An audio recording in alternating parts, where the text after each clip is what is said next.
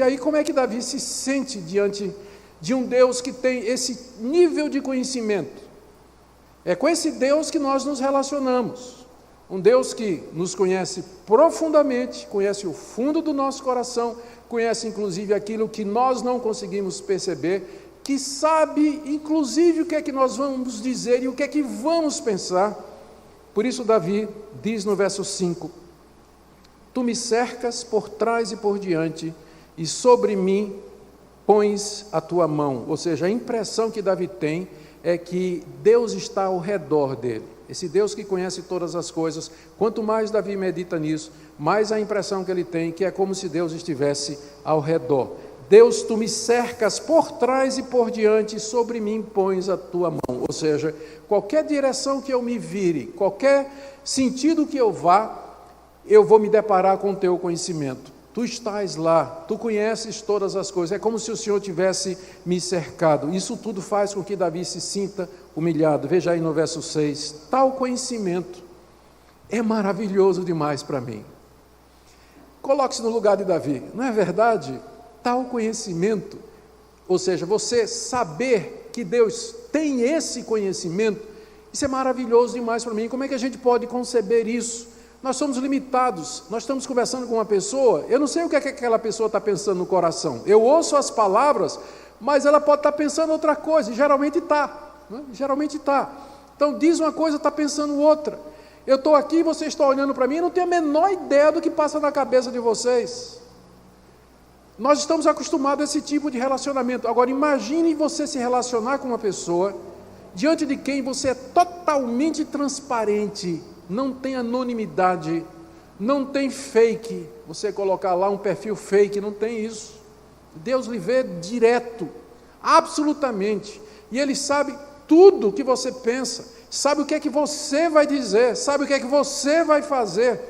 Davi, quando pensa nisso, diz, isso aqui é maravilhoso demais para mim. E de fato, irmãos, quanto mais a gente estuda a Bíblia a respeito de Deus, quanto mais a gente estuda a história da igreja, e aquilo que os nossos antepassados tentaram compreender a respeito de Deus e nos deixaram no seu legado espiritual, nos livros, na literatura, mais a gente percebe que não compreende a Deus, que Deus é muito maior do que a gente imagina.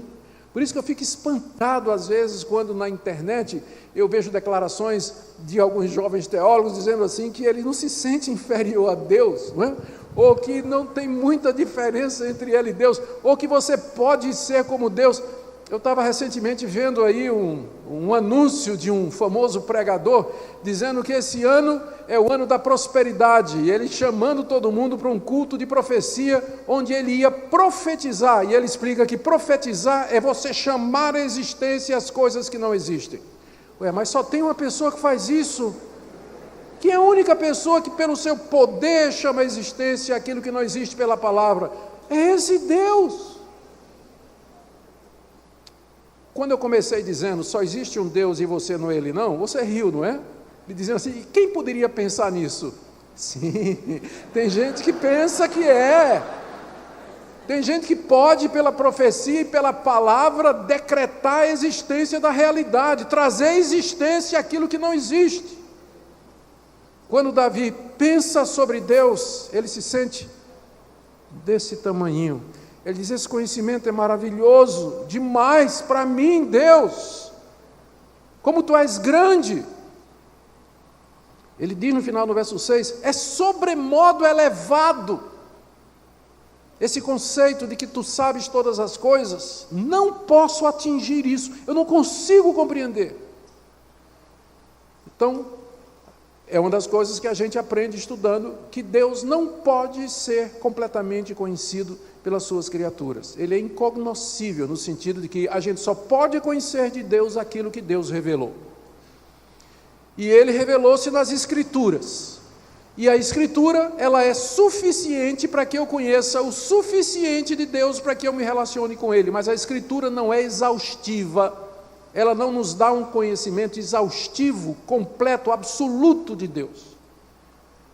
No que ela nos fala a respeito de Deus, creiamos, obedeçamos e desfrutemos. Mas naquilo onde ela não fala sobre Deus, o que resta é especulação. Por isso que Davi diz aqui, eu não consigo atingir esse conhecimento. Isso é maravilhoso demais para mim, está muito elevado.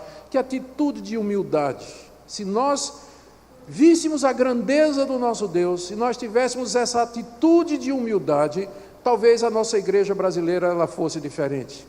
Porque o Deus de muitos evangélicos é um deusinho pequenininho que existe para cumprir os caprichos daqueles que usam algum mecanismo espiritual, alguma estratégia espiritual, um jargão, um talismã, alguma prática espiritual para obrigar Deus a fazer a sua vontade.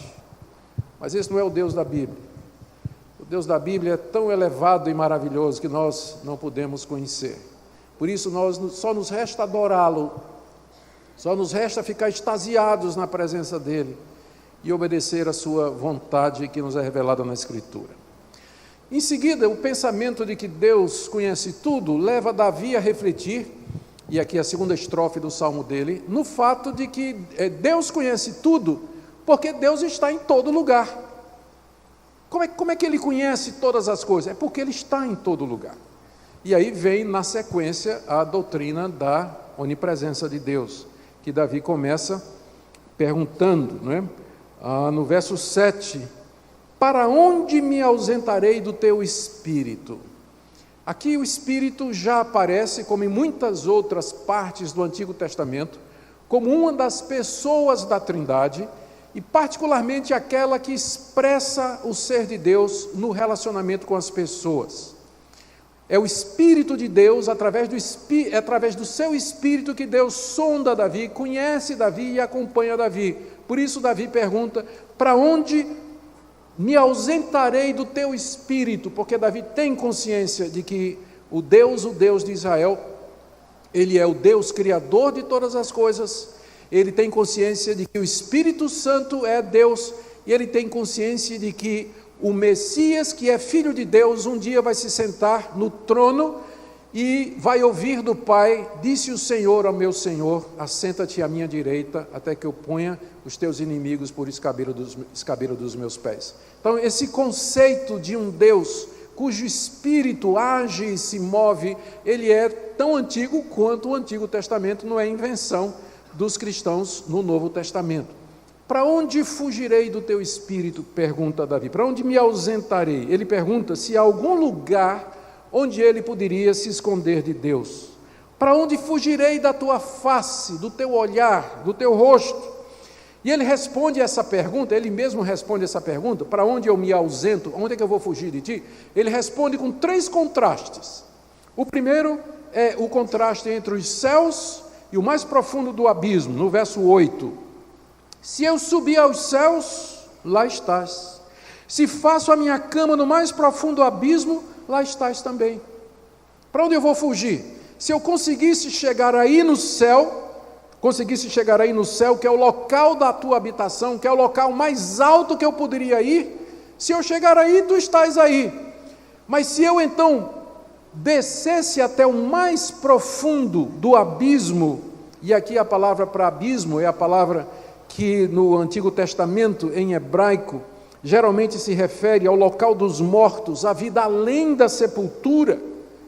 Davi diz que se eu descesse até o local dos mortos, até aquele lugar onde os que morreram estão, e particularmente essa passagem ela é usada no Antigo Testamento para se referir onde estão os mortos que morreram sem Deus, que vai ser chamado no Novo Testamento, não no Antigo, mas no Novo, já vai receber a designação de inferno. Se eu descesse ao mais profundo do inferno, ali o Senhor estaria também. Você já deve ter ouvido alguém definir inferno como sendo a ausência de Deus, né? Hoje, aprenda o contrário. O inferno é inferno exatamente porque Deus está lá. O ímpio, ele não vai aguentar viver diante da santidade de Deus. Qual é o pior sofrimento do mundo? É viver eternamente consumido pelas chamas da culpa. E só faz sentido falar em culpa se diante de você está aquele contra quem você pecou. Se eu descer ao mais profundo do abismo, Deus está lá também. Porque não tem lugar nenhum, nenhuma dimensão do universo criado onde Deus não esteja. Se você subir nos céus, Ele está lá. Se você for o mais profundo do inferno, Deus está lá também. Então aprenda que não tem lugar onde você possa se esconder de Deus, mesmo no inferno, Deus está lá em juízo, porque as pessoas veem, como é que Deus pode estar no inferno? Ele está lá em julgamento, ele está lá em juízo, e é isso que torna o inferno o que o inferno é.